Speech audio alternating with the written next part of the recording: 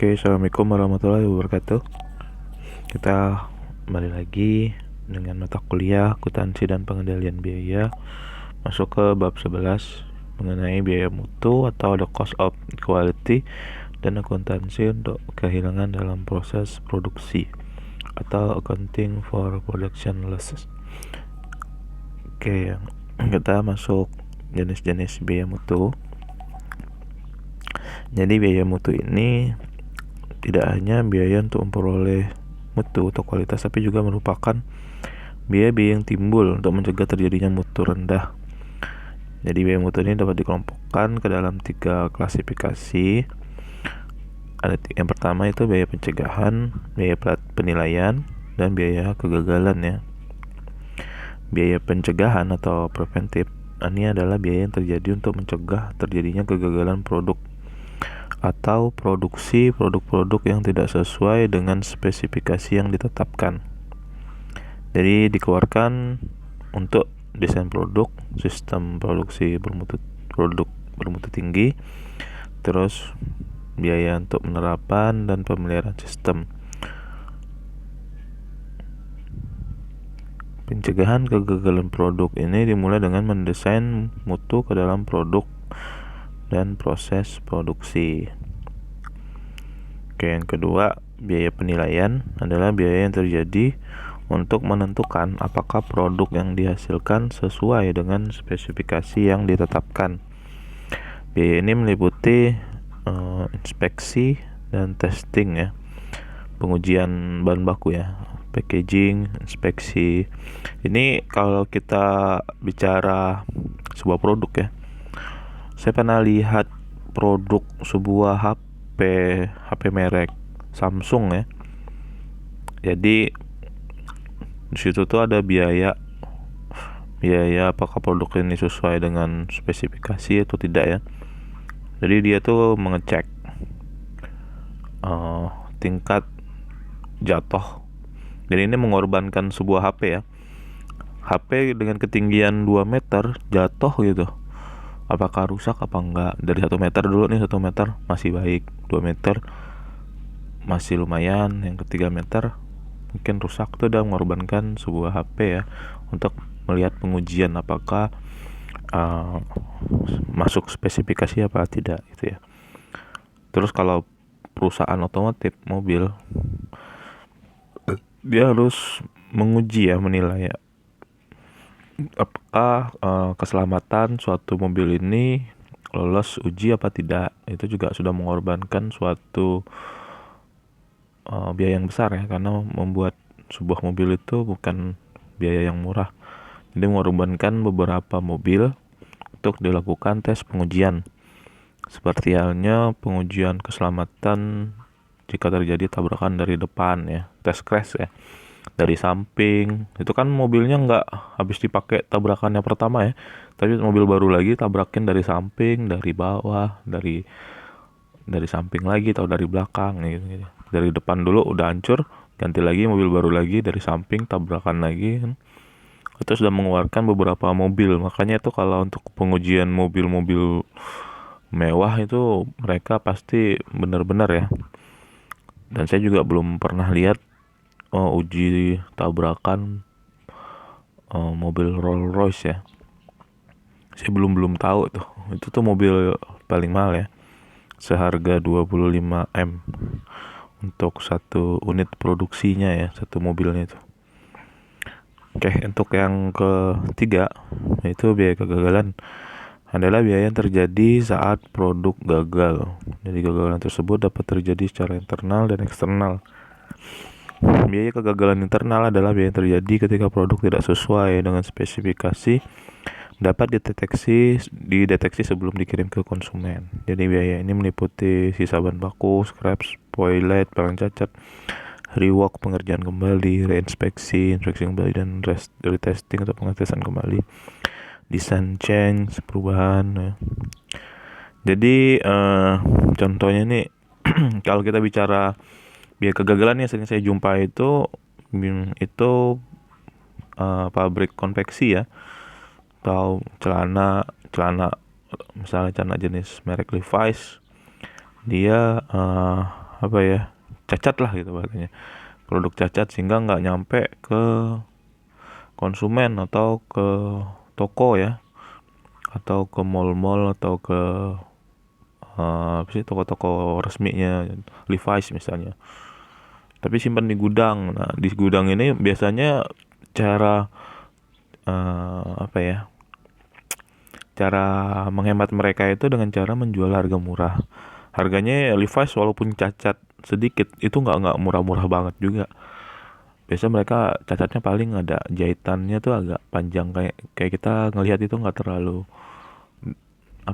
terlalu mengganggu gitu. Jadi orang-orang pun nggak tahu kalau itu cacat sebenarnya gitu. Tapi harganya ya lumayan juga, turunnya paling turun 100.000 atau berapa gitu ya. Tapi nggak nyampe ke toko. Ini biasanya cuma di gudang. Biasanya kalau di daerah apa ya, Jawa Barat tuh kalau nggak salah saya, itu emang ada tuh.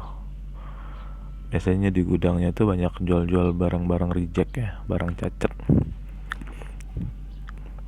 Oke, lanjut ke biaya mutu. Ini diklasifikasikan sebagai observable quality cost atau hidden quality cost. Observable quality cost adalah biaya-biaya yang tersedia atau berasal dari catatan akuntansi perusahaan. Sedangkan hidden cost quality adalah opportunity cost yang dihasilkan dari mutu yang rendah. Jadi seluruh biaya mutu dapat diobservasi dan seharusnya tersedia dalam catatan akuntansi, kecuali lost sales, customer dissatisfaction, atau customer complaint, dan lost market share. Jadi seluruh hidden quality cost termasuk kategori biaya kegagalan eksternal.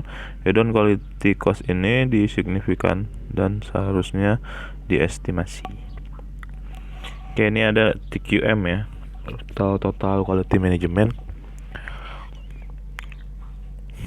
Jadi dalam rangka bertahan di lingkungan bisnis yang kompetitif, suatu perusahaan harus menyediakan produk bermutu dengan harga wajar. Manajemen mutu atau TQM ini adalah pendekatan terpadu tingkat perusahaan atas perbaikan mutu yang mencari cara untuk memperbaiki mutu di semua proses dan aktivitas.